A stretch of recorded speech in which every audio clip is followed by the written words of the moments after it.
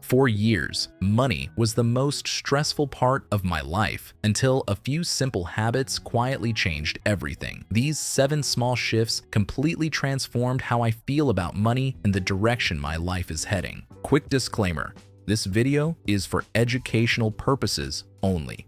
This is not financial advice.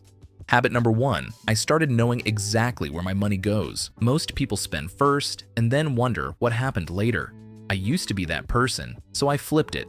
For 1 month, I made myself write down every single thing I spent, not in a complicated app, literally just categories: rent, food, fun, transport, random. What this does is shine a light on your habits. It's like turning on the lights in a messy room. Suddenly, you can see the takeout pattern, the "I was bored, so I bought something" pattern, the subscriptions you forgot about.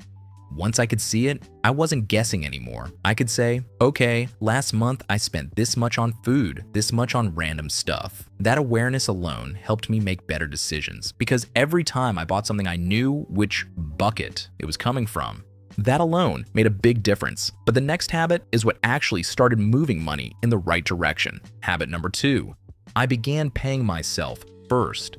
Before, I would wait to see what was left at the end of the month and try to save that. Spoiler, there was never anything left, so I changed the order. The day my paycheck landed, I set up an automatic transfer to a separate savings account. Even when it was a small amount, it went out first, almost like a bill to my future self. This is powerful because it doesn't rely on willpower at the end of the month. The money is gone before you have a chance to spend it. When I paid myself first, I started to see real money stacking up in that separate account for the first time in my life. And that led directly to habit 3, which gave me something I didn't know I was missing: peace of mind. Habit number 3, I built an emergency fund, slowly but consistently. Before this, any unexpected expense felt like a crisis: a car repair, a medical bill, even a friend's wedding invitation could send me straight to my credit card. So I decided my first big goal for that pay myself first money was to build a buffer. At the start, my target was just $500, then 1 month of basic expenses, then slowly working toward 3 months. I didn't do it in a week or in a month. It took time, but every time a little bit landed in that emergency account, I felt a tiny bit safer. The first time something actually went wrong and I could pay cash instead of putting it on a card, it felt like magic. That's when I realized an emergency fund doesn't make life perfect. It just turns a disaster into an inconvenience. But I still had a problem. I had expensive debt dragging me backwards. That's where the next habit came in. Habit number 4, I attacked my high-interest debt on purpose, not randomly. For a long time, I treated debt like background noise. As long as I made the minimum payment, I tried not to think about it. The problem is, high-interest debt quietly eats your future. A lot of what I paid each month was just interest, not progress. So I listed my debts from most painful to least. For me, that meant things like credit cards near the top. I kept paying the minimum on everything, but I chose one debt to become my main target. Any extra money I could find went there. When that one was gone, I rolled the amount I've been paying into the next one. I didn't become debt-free overnight, but I started seeing balances actually go down, not just bounce around. And every time one line disappeared from the list, it felt like I got a little raise. Once I had an emergency buffer and a plan for debt, I was ready for the habit that finally made my money feel like it was working for me instead of just sitting there. Habit number 5, I started investing regularly in a simple, boring way. For years, I thought investing was only for people who understood complicated charts and watched the stock market every day. Then I learned that many everyday people invest using very simple, diversified funds that spread money across lots of companies at once instead of trying to pick winners.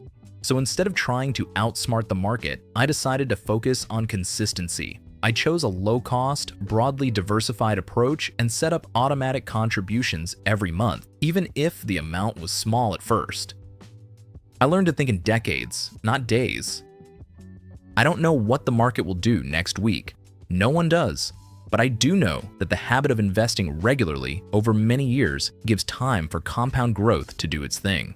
It's not a guarantee and there will always be ups and downs, but this habit made me feel like I was finally building something, not just saving and spending in circles. Now, all of this sounds good on paper, but none of it works if your lifestyle keeps expanding every time your income does.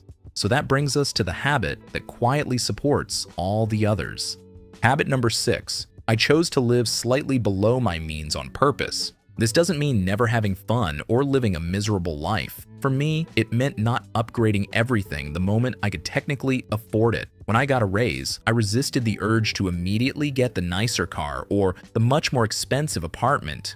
Instead, I tried to keep my basic lifestyle a step behind my income. I still treated myself sometimes, but I made sure the bigger part of each increase went to savings, debt payoff, or investing. Living below your means is like giving your future self breathing room. It's not about being cheap, it's about being intentional. I stopped buying things just to signal success and started spending more on things I actually value. All of these habits helped, but by themselves, they weren't enough. I've had good months and bad months. The real change came from one final habit that most people don't bother with, and this is the one I mentioned at the beginning. Habit number 7. I have a weekly money check-in with myself. This might be the least flashy habit, but it's the one that keeps everything else alive. Once a week, usually the same day, I sit down for about 15 or 20 minutes and look at my money. I check my accounts, glance at my spending for the week, make sure my automatic transfers happened, and ask one simple question. Is my money still doing what I told it to do?